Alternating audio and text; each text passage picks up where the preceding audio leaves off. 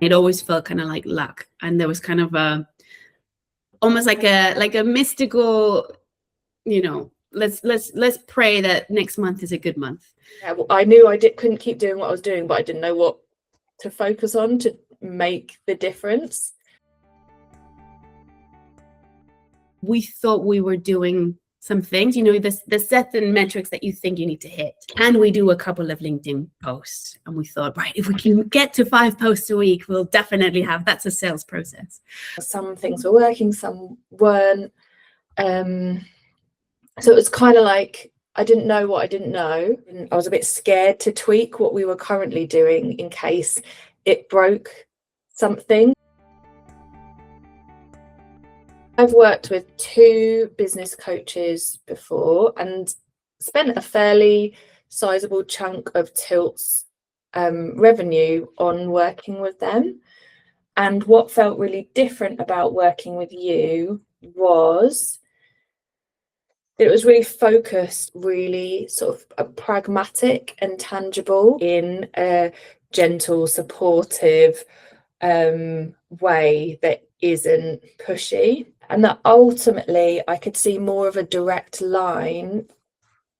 I can see more of a direct line between the work that I've done with you and increased revenue than with any other business coach that I've worked with. You're very good at sort of merging into each business and being able to talk to us in our level. One of the biggest things that I'm taking away is the key KPI, the key goal being one-to-one meetings with potential clients, because everything slots underneath that.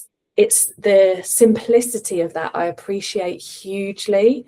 I'm like, oh, okay, great. That's a really clear KPI. So now that's part of what we're working towards at Tilt. Don't see myself as being in the trenches anymore.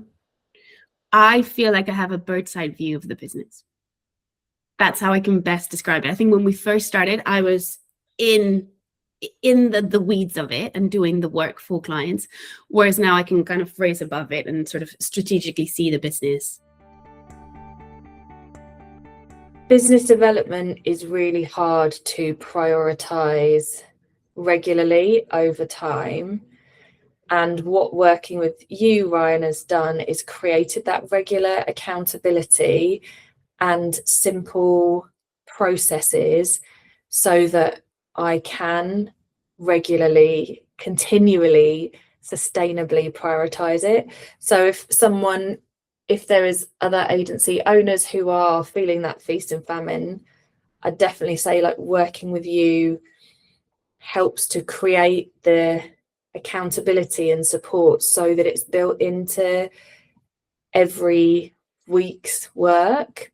It's not something that continually slips until it's an emergency. And I think my main advice at the moment is when it's going really well, that's when you should be thinking about these things. That's when you should be speaking to Ryan. It's not in the famine bit. I think if you get yourself to the famine, it's almost too late.